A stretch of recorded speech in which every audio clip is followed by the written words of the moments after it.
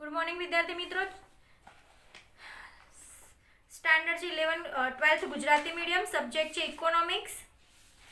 Chapter number 2 નું revision આપણે જોઈ રહ્યા છે.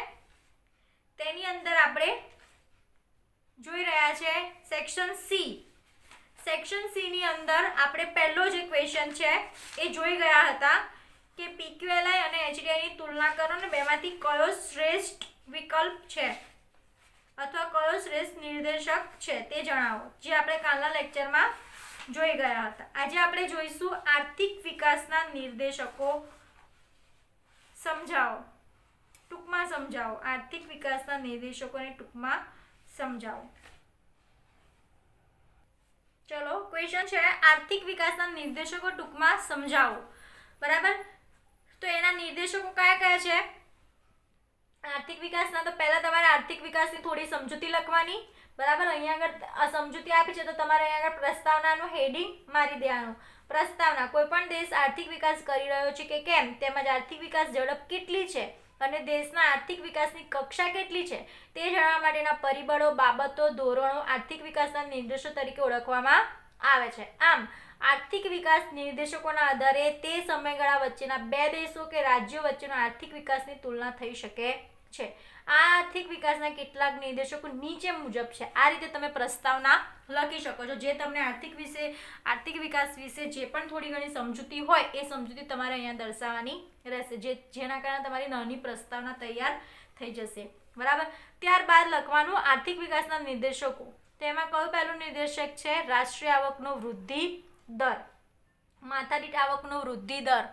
બરાબર, તમારે જો આ ક્વેશ્ચન આમાંથી જોઈતો હોય તો વિડીયોમાં હું થોડી વાર રાખીશ તો તમે લખી શકો છો, સ્ક્રીનશોટ લઈ શકો છો અને પછી તમે લખી શકો છો. કેમ કે આપણે જો 5 માર્ક્સના ક્વેશ્ચન આખા સમજાવવા જઈશું તો આપણો એક આખો લેક્ચર અહીંયા ફિનિશ થઈ જશે, જેમ કાલે આખો એક લેક્ચર ગયો હતો. બરાબર, તો જે આર્થિક વિકાસના નિર્દેશો છે ટૂંકમાં સમજાવો તો રાષ્ટ્રીય આવકનો વૃદ્ધિ દર, માથાદીઠ આવકનો વૃદ્ધિ દર. બરાબર, અહીંયા જો રાષ્ટ્રીય આવકનો વૃદ્ધિ દર જો ઊંચો હોય તો દેશ વિકાસ પામી રહ્યો છે, આર્થિક વિકાસ સારો છે, અને રાષ્ટ્રીય આવકનો વૃદ્ધિ દર નીચો હોય તો આપણે આર્થિક વિકાસ ઓછો અથવા તો ધીમી ગતિએ થઈ રહ્યો છે તેવું કહી શકાય છે. બરાબર, માથાદીઠ આવકનો વૃદ્ધિ દર. માથાદીઠ આવકના વૃદ્ધિ દરમાં તમે એ જ વસ્તુ છે,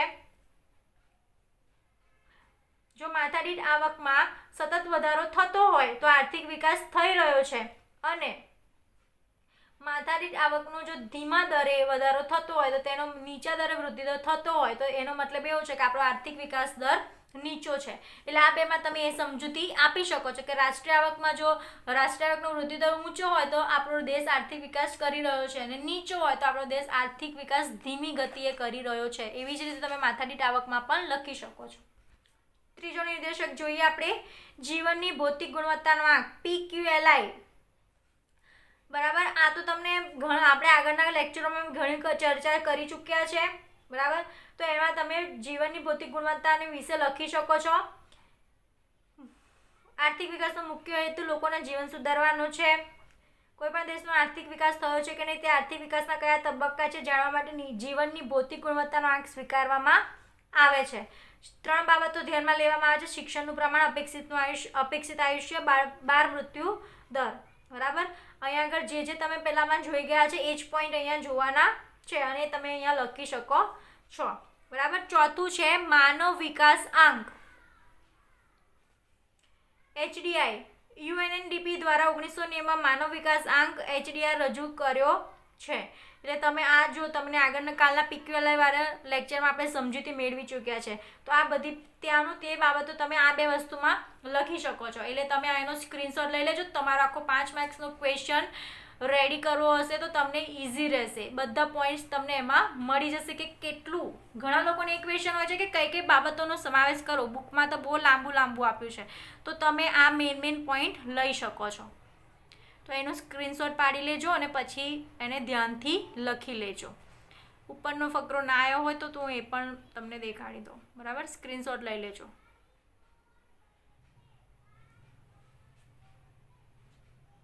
બરાબર, ચલો હવે આપણે નેક્સ્ટ ક્વેશ્ચન પર જઈએ. ચલો ક્વેશ્ચન નંબર 3 છે આર્થિક વિકાસના નિર્દેશક તરીકે જીવનની ભૌતિક ગુણવત્તામાં સુધારાના આંક વિશે સમજાવો. બરાબર, તો એમાં તમારે લખવાનું છે PQLI વિશે. બરાબર, એટલે કે જીવનની ભૌતિક ગુણવત્તાના આંક વિશે લખવાનું છે. રાષ્ટ્રીય આવક અને માથાદીઠ આવકમાં વધારો એ આર્થિક વિકાસનો નિર્દેશક નથી.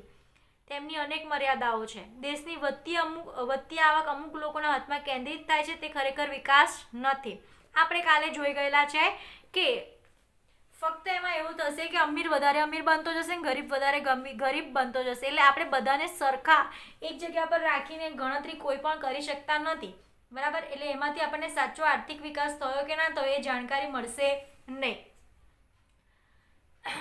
દેશનો આર્થિક વિકાસ એવો હોવો જોઈએ જે ગરીબ લોકોના જીવન ધોરણમાં સુધારો થાય. બરાબર, જે લોકો સારું જીવન જીવી રહ્યા છે એમનું તો આગળ સારું જીવન જવાનું છે ને તે મહેનત કરશે, વધારે સારું જીવન જીવવાની કોશિશ કરશે. પણ જે લોકો ગરીબ લોકો છે, જે લોકો પોતાના જીવનની જરૂરિયાતો જ પૂરી નથી કરી શકતા, તો તે લોકો સારું જીવન કેવી રીતે જીવશે?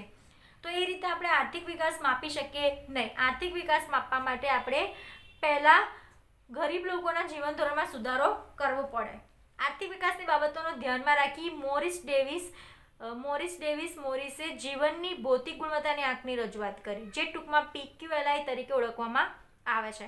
એટલે આ તમારી પ્રસ્તાવના થઈ ગઈ. બરાબર, આ ક્વેશ્ચનની પ્રસ્તાવના થઈ ગઈ. જ્યારે કોઈ એક દેશ રાજ્યની તુલનામાં માનવ જીવનની ભૌતિક ગુણવત્તાની ચડિયાતો હોય તો તે દેશના માનવ જીવન ભૌતિક ગુણવત્તા બીજા દેશ કરતાં શ્રેષ્ઠ છે તેમ કહી શકાય. બરાબર, તો અહીંયા આગળ તમારી એટલા સુધીની સમજૂતી પતી ગઈ. પછી છે ભૌતિક જીવનની ગુણવત્તા માપવા માટેના 3 માપદંડો. કયા છે? જીવનનું શિક્ષણનું પ્રમાણ, અપેક્ષિત આયુષ્ય અને બાળ મૃત્યુ દર.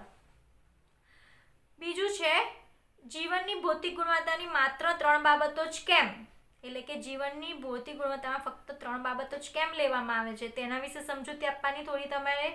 ત્રીજું છે જીવનની ભૌતિક ગુણવત્તાની આંકની રચના, કેવી રીતે આંક આપવામાં આવે છે. PQLI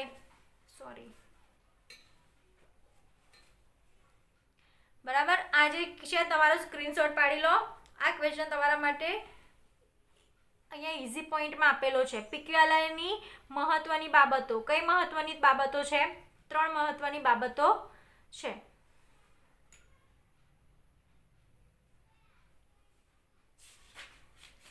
પાછળ પણ છે, એ પણ જોઈ લો તમે.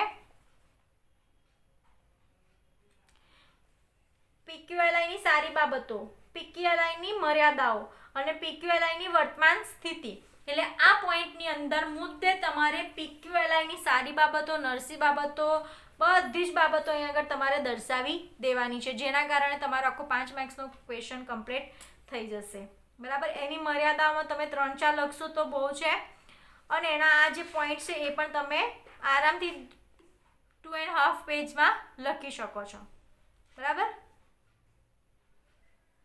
તો અહીંયા સુધીનો એનો પોઈન્ટ છે, એટલે અહીંયા સુધીનો સ્ક્રીનશોટ લઈ લેજો અને આ ક્વેશ્ચન લખી નાખજો. જ્યારે તમારે આવવાનું છે સ્કૂલમાં નોટ ચેકિંગ માટે, ત્યારે તમારે મને આ નોટ બતાવવાની છે. આ નોટનું ચેકિંગ કરીશ. બરાબર,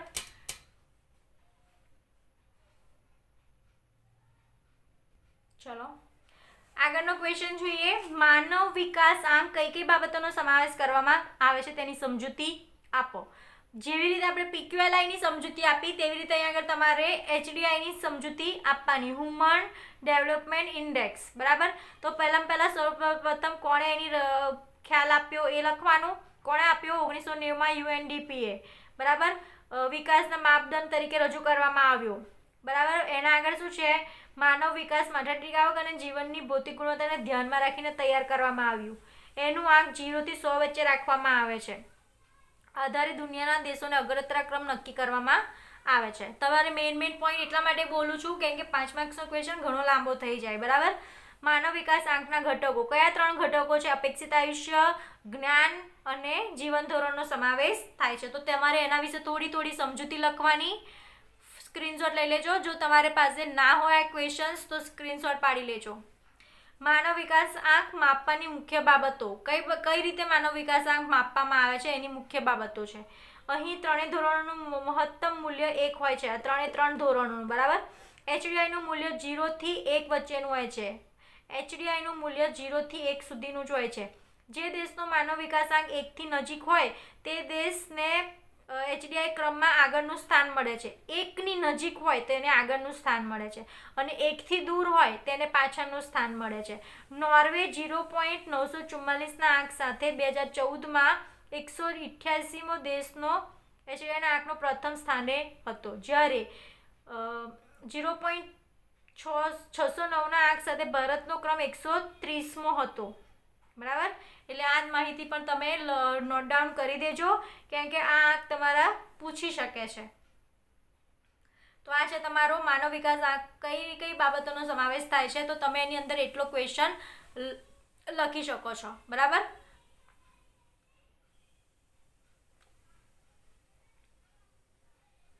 અહીં આગળ તમારું ચેપ્ટર નંબર 2 સેક્શન E પણ પૂરું થાય છે. આ ક્વેશ્ચનોની અંદર કોઈ પણ જાતનો ક્વેશ્ચન હોય તો તમે મને પૂછી શકો છો. કોઈ ક્વેશ્ચન તમને દેખાયો ના હોય, બરાબર, લખવો હોય તો પણ તમે મને કોલ મેસેજ કરીને પૂછી શકો છો.